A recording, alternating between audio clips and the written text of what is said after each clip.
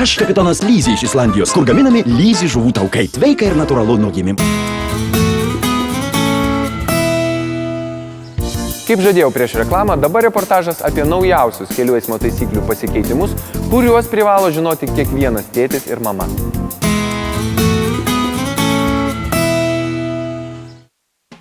Šį kartą apie saugumą kelyje su vaikais kalbame neatsitiktinai. Jau visai greitai nuo lapkričio mėnesio Lietuvoje įsigalios nauji kelių eismo taisyklių pakeitimai. Aktualūs visiems vairuojantiems tėvams. Tačiau net ir iki šiol galiojančių taisyklių dauguma tėvų nežino.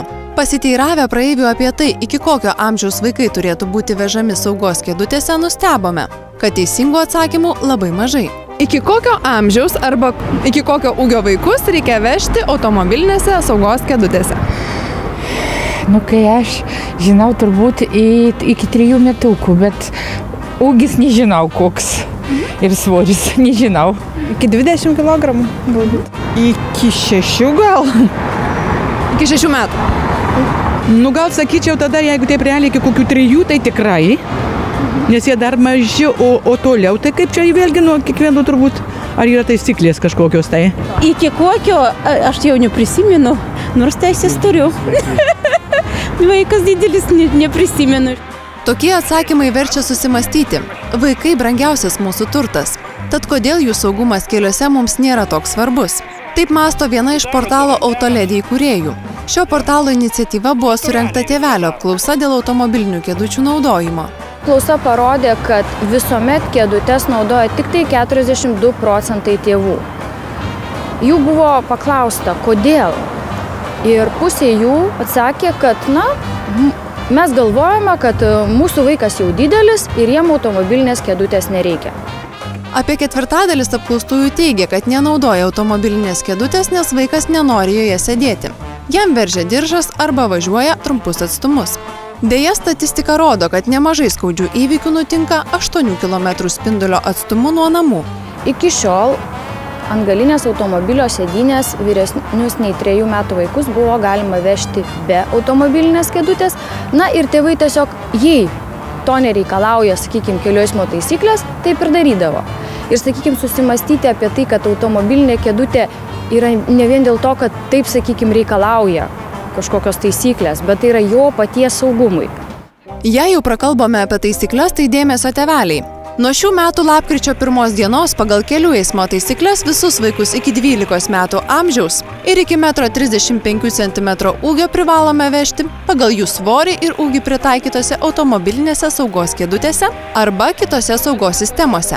Tai gali būti naudojamos ir kitos automobilyje esančios saugos sistemos. Tai yra pavyzdžiui, galinėje sėdynėje pas kai kurios automobilius pasikelia galinės sėdynės apatinė dalis, vaikas gali atsisėsti, pasižemina saugos diržas esantis šone automobilyje ir pilnai vaikas gali prisisegti suaugusiems skirtų saugos diržų, jeigu jo ūgis ir, svoris atitinka.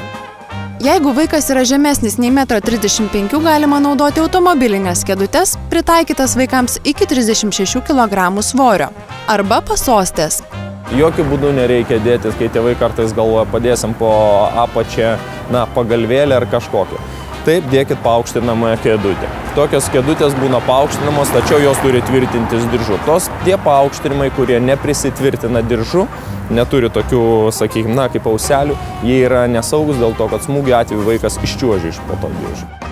Neretai tėveliams kyla klausimas, ar galima vaikus automobilinėse kėdutėse vežti priekyje. Europos direktyva tai leidžia, tačiau vežant vaiką kūdikių automobilinėse kėdutėse, jas reikėtų tvirtinti prieš automobilio judėjimo kryptį ir išjungti oro pagalvę. Tuo tarpu automobilinės kėdutės skirtos vaikams nuo 9 kg tvirtinamos jau judėjimo kryptimi ir oro pagalvės išjungti nereikia. Tyrimuose nustatyta, kad žymiai ramiau ir saugiau mama ar tėtis vairuoja, jeigu vaikas sėdi šalia. Ir miestuose, kuomet jūs važinėjate, tikrai nėra didelės problemos pasodinti vaiką šalia, tai yra priekinėje kėdutėje, o pačiam vairuoti normaliai ir šalia matyti vaiką, negu gal atsisukinėti kas 5 ar 3 minutės žiūrėti. Bet kuriuo atveju, norint užtikrinti vaiko saugumą automobilyje, svarbu, kad kėdutė arba kita saugos priemonė būtų pritaikyta pagal vaiko ūgį ir svorį. Realiai yra taip, jeigu vaiką pasodinote į saugos kėdutę ir matote, kad viršutinė galvos dalis remiasi į kėdutę, jeigu pečiai yra ramiai atremti yra, o nesulenkti į vidų. Ir jeigu vaikas pilnai sėdi, saugos diržas eina, na, pavadinkime tikrai per klyną, neveršiant vaiko. Jeigu tas yra atitinkama, viskas yra idealu. Jeigu jūsų kėdutę pasodinat ir vaikas sėdė susitraukęs, susigūprinęs, vadinasi, jis negali pilnai išsitiesti. Smūgio atvejis bus laužiamas. Jeigu saugos kėdutė eina per pakaušio viršų, irgi negerai, dėl to, kad vaikas kaukšė. Pasižiūrėkite, kad saugos diržai nebūtų persukti, nes dažnai vaikas būna persisukę saugos diržą, kartais tėvai nepažiūri. Ir antras, ką daro tėvai, na, įsodina į saugos kėdutę, bet nepriveržia stipriai. Vaikas paprasčiausiai įsitraukia rankas ir sėdi priveržtas tik tai per juosmenį. Na, smūgio atveju tokio jis paprasčiausiai iškrenta. Tikime, ši informacija padės jums įvertinti ir užtikrinti savo vaikų saugumą automobilyje. Ne tik pasikeitus kelių eismo taisyklėms, bet ir nuolatos.